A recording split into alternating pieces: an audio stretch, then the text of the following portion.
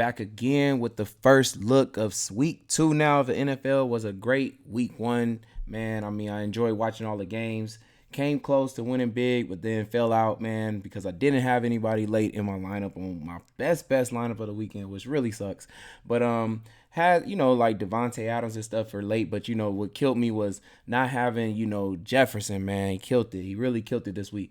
And before I even go through, my week 1, because I usually go through this real quick and just, give you all the obvious kind of people that should do good and stuff like that. Just kind of going through the stars and stuff like that with the first look. But like I tell you, on Friday, we come back when kind of all the injury reports is in, and we give you more detailed, through every game strategy and stuff like that, so you know who to stack your people with on Fridays.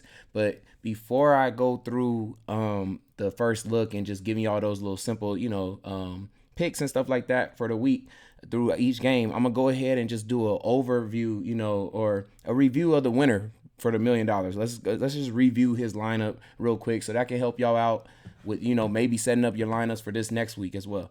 So right here we have the winner, and it was I kind of knew this was gonna happen too. A skinny stack lineup was gonna win it. So as you see right here, we got Pat Mahomes with Kelsey, just a skinny stack with him, as well as it was a Gibson versus Kirk, so 1v1 there, another skinny stack. And then right here, Jefferson and Dobbs, another skinny stack. The only one-off players are Barkley, Pittman, and the Steelers defense, of course. But yeah, that was 6 players, and just one, 2-0 right here, then a 1v1 run back again, right here with Dobbs and Jefferson, and then also a 1v1 right here with Gibson and Kirk. Like, skinny stack, man. Like, I went over these type of lineups in my stacks, 3 different stacks. I told you can run naked, you can run the double stack with the run back if you want to, or you do the skinny stacks. And I had a good feeling that it was probably going to be a big skinny stack weekend, but I started kind of looking for more double stacks though at the end when I was finishing my lineups. And I kind of wish now, like, man, I should have went more, but I didn't. What I did not do is, I think most of my Kirk stacks, I didn't, the Gibson thing, I knew he could do good, but I kind of fell off for thinking about him. I really stopped thinking about him as much as I should have. But I knew he could do good, though. I mean, it was a good, good matchup for him. And plus, with having no competition at running back anymore, with the rookie that they had drafted being out for the first 4 weeks, I knew he would probably try to do good. I had Barkley in some of my lineups. It's just that, like I said, didn't have him stacked, basically, or not stacked, but just have him with Jefferson, because these 40-point fantasies, man, you needed these, man, really big, really, really big. Of course, Kelsey was Kelsey, had enough targets to get him over the 100 yards, and was, I think, the best tight end of the slate, period. But Pittman, great matchup for him. And Dobbs, I did mention him in my value picks, though. So I hope y'all picked up on him and got him in there, because he did help this liner right here. It goes to show, like, he did help you, give you the money that you needed to be able to pick these bigger plays like Pat Mahomes, Kelsey, Jeffersons, and stuff like that. They cost a lot. So, but as I said, I want to just do a quick review real quick, just so to show y'all what happened in this lineup. So that way y'all can go ahead and try to do, like I told you, I explained this in my stack. So if you want to go back to that video and go ahead and check it out, learn about how to do your stacks, these skinny stacks and stuff like that, because this could really work out. I had a feeling, because it was a bigger slate, though, that it was 13 games, and I felt like you probably would need to be a part of more than, when you do a double stack, you basically already knocked out 4 people in your lineup. You do the double stack and you run back, so then you only have about maybe another stack that you can 1v1 stack, and then after that, you're almost already done. You already have to do maybe one player or something like that and one off the next one or so. So it doesn't let you be involved in multiple games as much as you want to be. And this really benefited right here, as like I said, you had the 2-0 right there, you had the 1v1 here, and you had a 1v1 there, and then you was able to one off right here, these 2 right here. So you got a part of, what is that, 4 or 5 games right there in one lineup?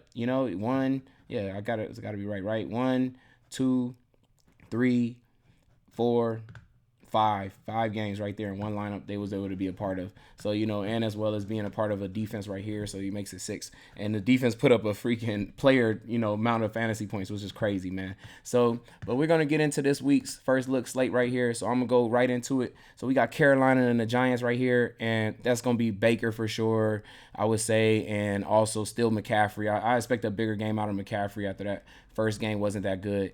And then on the other side, Daniel Jones And I actually like it once again though in this game, Saquon again running it back again. Just I saw the way the running backs was able to do for the Browns against Carolina, and they have a little mixture of one that runs and one that pass catches a little bit with Hunt, which he can also run too.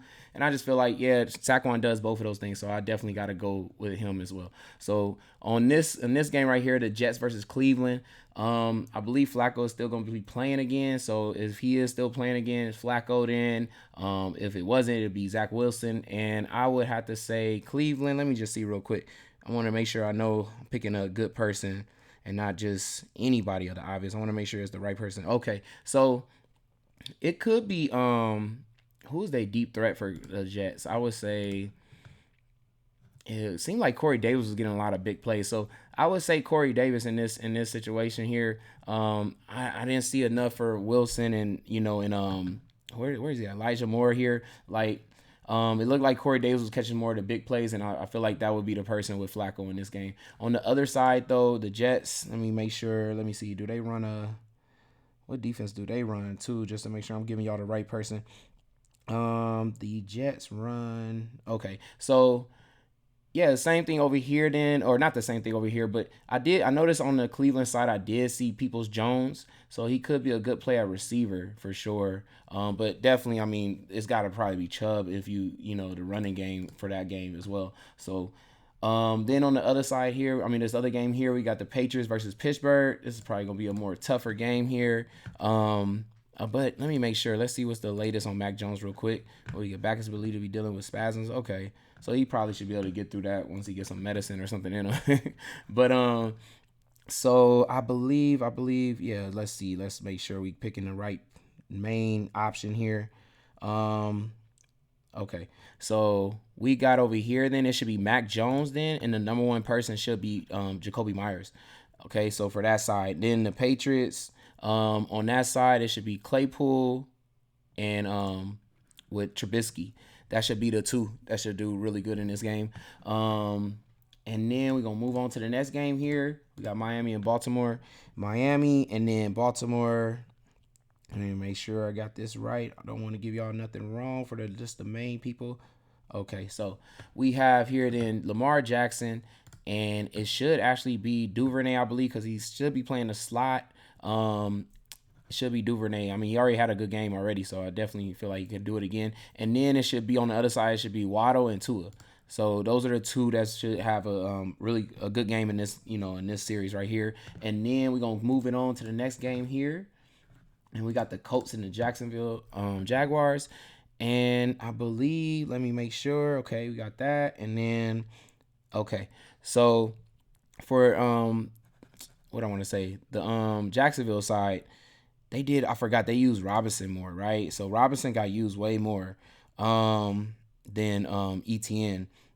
But besides him, let me see. I think you could actually run Kirk again, just because it seemed like Kirk was doing all the big plays for them. So to hit on the big plays on this game, I think it's gonna be Kirk, and it'll be definitely you got to do running with Trevor Lawrence there. And then on the other side with Matt Ryan, it should be.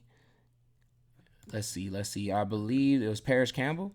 Yeah, so Paris Campbell was playing the slot in this game. I know he didn't really get targeted as much as I would have thought, but he should be able to do good in this game. I believe Kirk could definitely have a good game too, but I would think it's supposed to be Paris Campbell. So that would be the two right now that I got from that side. Let's go to the Tampa Bay and Jamie on the Saints, and we have, let me see, Brady, Winston. What do they? Let me make sure I'm giving y'all the right stuff here.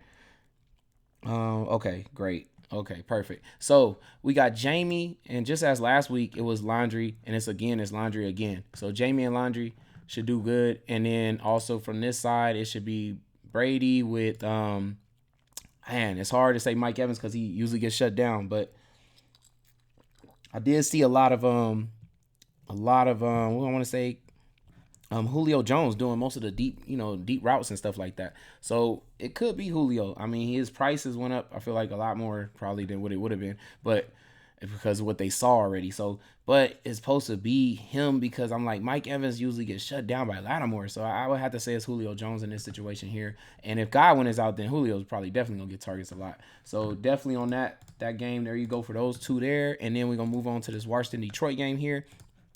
I believe, yep. So we got Wentz and it's supposed to be McLaurin. Yeah, McLaurin, I mean, he got to come through. He did decent, I mean, it was horrible really to me, but, he had the touchdown, at least I would say a deep touchdown, but I expect way more production from him in this game here. Like, A.J. Brown was able to kill Detroit, and they gave up so many points because Detroit, to me, is just moving too fast for their own good, basically, because they're not that good of a team, especially defensively. So if they're moving fast and then they're getting stopped, they just give them more opportunities. So I feel like McLaurin could just erupt here. So definitely Winston McLaurin sounds like a good one. And then on this other side, we got Jared Goff. I would say Chark actually slept. I think he was being slept on.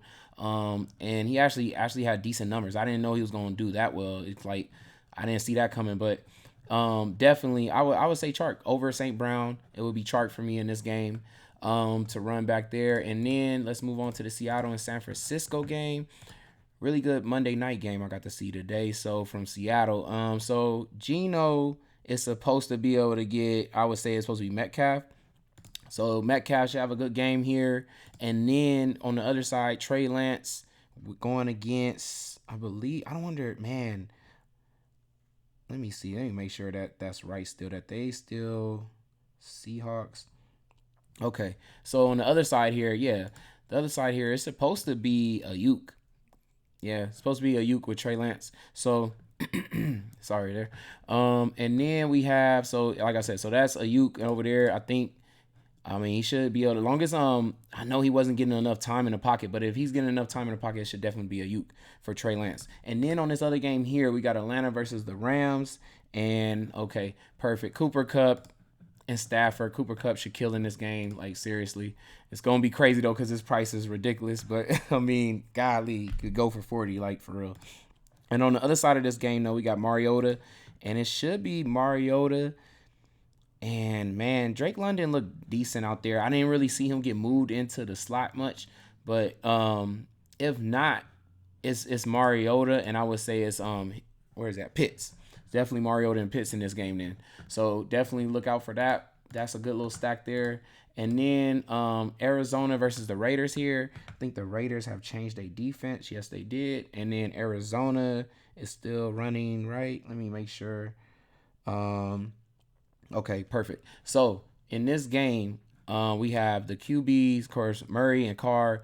And then for their stacks in this game, I saw a lot movement for Devontae Adams. And, I mean, he was moving in and out, so it's got to just still be Devontae Adams. I mean, he has 17 targets. It's ridiculous. So, and on the other side of this game, I think Marquise Brown, if somehow Rondale Moore is not able to go, because if Rondale Moore is able to go in this game, it's Rondale Moore. If not, then Marquise Brown will be the person. And then we're going to move on to the Houston-Denver game here. Good. We almost at the end here. We got Houston-Denver. Let me make sure I get these defenses right. I know Denver runs. And then Houston. Okay, perfect. So Russell and Sutton should be the people here in this game. A nice little stack there. On the other side, though, we got Davis Mills. And I would have to say it's going to be, let me see. I didn't really see Cooks move around a lot like they said they was going to do, but I would actually still put Cooks in there. I would say Cooks and Mills for this game here. Because let me make sure. Or you know what? OJ Howard got targeted a lot for the red zone. I mean, could be another person there too as well. I don't know. Like, I got to go look at snap counts because I know every tight end got in this game. But I know the 2 touchdowns thrown was, I feel like all the red zone stuff was OJ Howard.